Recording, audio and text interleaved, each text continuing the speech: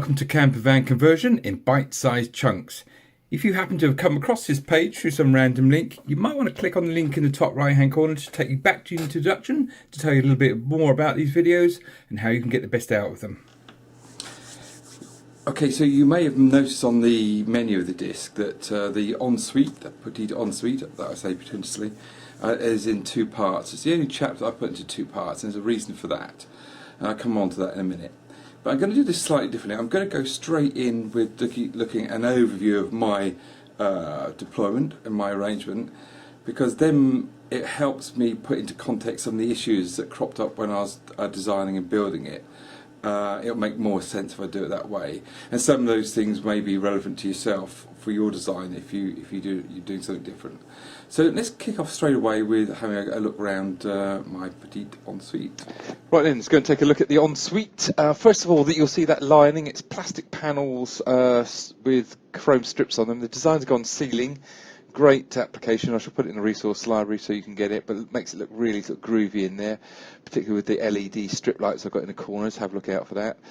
Swiveling loo, really useful to create a bit more space. Just fold it away when you want to shower or wash and that sort of thing. You want to create some space in there. Drop down basin, again massive space savings advantage there. And then the tap. There's no water at this stage when I've done this clip. And then when you finish, you just push it back up and it drains back into a reservoir and out to your waste system. And then above that, I've got a cabinet. Oh, sorry, there's the shower. I bought all this as a package from Magnum Motorhomes. Yeah, very funny. I think it was February at the time when I'd done that, when I was building it up. And then the cabinet at the top where you keep your shampoos and your toothpaste, that sort of thing. And we keep something of everything there. I've even got a spare razor in there, so plug and play, just go when I want to go. Those doors are the wrong way around, by the way. That little white button is a lock, so the left and right should be right and left. So that's an extractor fan on a timer, just to keep things fresh if need be. Looking to do, there's the flush button on the left, and on the right you'll see that little square is an indicator that lights up when things need emptying. Now, I'm just zooming out. I'm on a handheld here, so it's a little bit tricky, but I want to show you the floor. So you can go in with shoes and then not make the floor that you're going to shower in all grubby. I've put a false floor that I lift up, which reveals the fiberglass base with the non-slip tape in there, and that's what I do when we're going to use it as a shower. So space then is important, and a key aspect of design was the bi-folding doors. A normal door wouldn't work, you wouldn't be able to get in and out, but by doing that you've got plenty of space to get in and out, so folding doors. But they've got another advantage as well, and you see what we'll do is we'll open these doors back flat again, and there's a little locking mechanism on the back, so then there's like they're a solid door, one door. And now I'm in the shower, come out of the shower, and I've got some space to change into, because that's now made a privacy area in the kitchen area. So just hang up that little shower curtain there, and you can see I've got space. I can get in now to help me change. Just drop back into the graphic from the design again. You'll see that a bit better. There you go. You're looking down on it. You see coming out of the shower, and you're using the kitchen area, which is now private, as your changing area. And that design works really well for us. Okay, so just going back into the pod again. That's, hooks on the wall, not only for towels, but wet coats we hang in there too when we come out from the rain. And then just on that graphic, you saw the guy had his clothes hung up. Loads of hooks on the back of those bi-folding doors, so you can hang all your clothes, socks, shoes, anything you want. So it's a case of making space. Okay, so that's my layout. I'm going to talk a little bit now about a particular aspect of that became a real pain on both the build and the design. And just going to talk it out a little bit, so you can perhaps be thinking a little bit ahead before you start your project. Think, am I going to have the same issues or am I not? So first of all, the size worked well for my medium wheelbase Renault Master, because I had my 1.8 metre bed, and it's regulation to have 1.8 metre.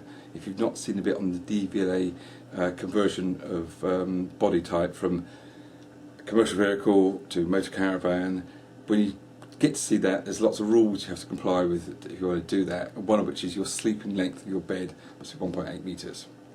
Okay.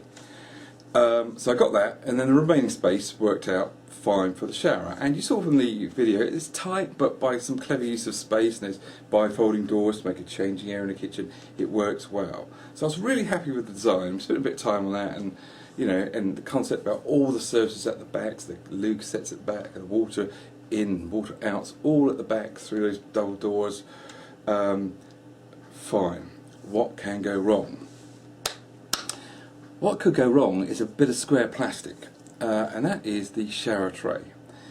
Because there's a bunch of shower trays out there, but I could not find one that worked for my design. I just couldn't, and I then started sort of trying to compromise the design. I thought, hang on a minute, whoa, I ain't going to be compromising my design for a bit of square plastic. There's got to be another way. And I thought, well, maybe I can make a shower tray.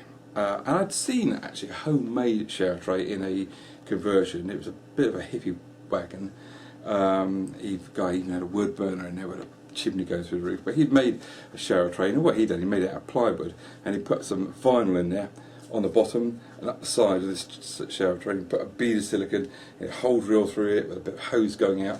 And it was right, a bodge job, but the whole wagon was full of hippie character, and it was great. They're a great couple, but not for me.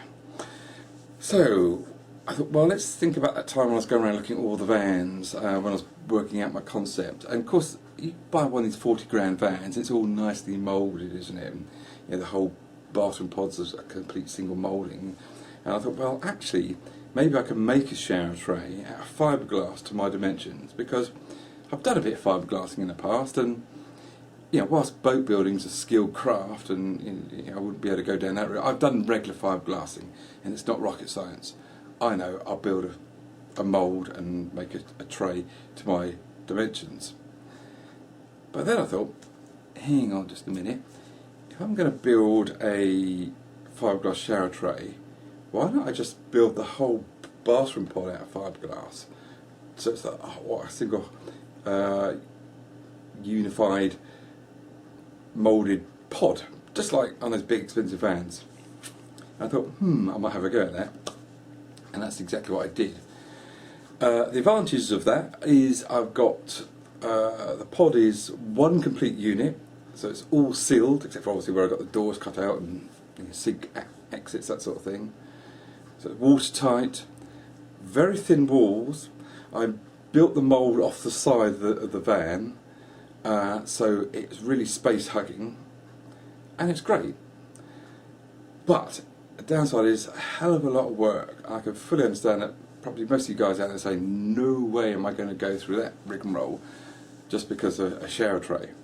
So, which is why I've done this resource in two parts, because if you did want to go down that route, and it's a worker but gives you a good result, then in part two it's how I built the mould and how I done all the fiberglassing. And if you haven't done any fiberglassing before, don't be scared about that part, because that's the easy part. The workup is really making the mould, because you're building it up off the side of the van. You'll seal that if you want to do that part. So that's why I put this resource into two. And really, I think if you can crack the problem with your shower tray, that is really the design driver. And it shouldn't be, should it? It should be other things like space and what sort of kits you can buy. So have a look at both parts, and hopefully you'll get some ideas on which way you want to go. But if you do decide not to go the full ridiculous Monty I did, you still might want to think about those strips I put in to line the walls, because they give a really nice finish. It's designed for full ceilings, supposed to go on ceilings, and they've got these little chrome strips in there, and they're tongue grooved and they lock together. They're in the resource library. See, the key thing is, even if you just had sort of a wooden substructure behind that you maybe varnished to make it waterproof, these showers, they're not power showers. You haven't got water gushing everywhere. You can't afford to, because you've got limited space. So you don't really need that really tight watertight box that I've got. But obviously you can't leak. You mustn't have it leaking, but you don't need to go to the full Monty that I did. Would I do it again if I built another van? I probably would. I'll probably do the mould again, because I just wanted that complete sort of moulded sort of concept, but you don't need to. Anyway, I'll leave it with there, and so, but take a look at part 2 as well, just in case you've got that thoughts about going the fiberglass route.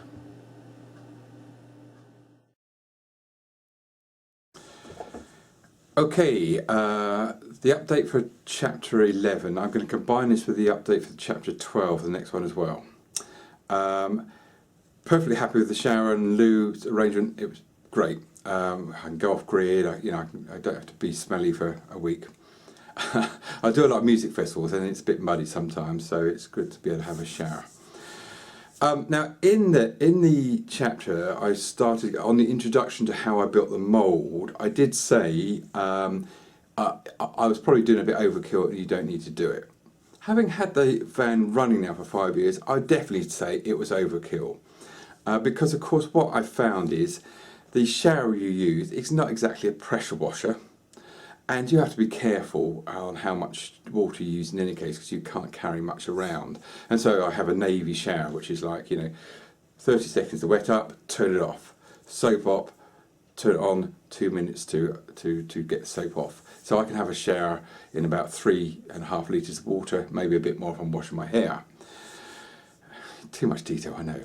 So, so what I would say is the linings I put in, the plastic linings, which are really ceiling linings, will probably be quite ample to waterproof your box, your wet room. Particularly put some silicone as you join it, and you really do not need to build a fiberglass mould unless you really want to do it and have the Rolls Royce. So that's the only thing I would say, and you may want to just skip over chapter 12 and don't bother. But have a look. That's it.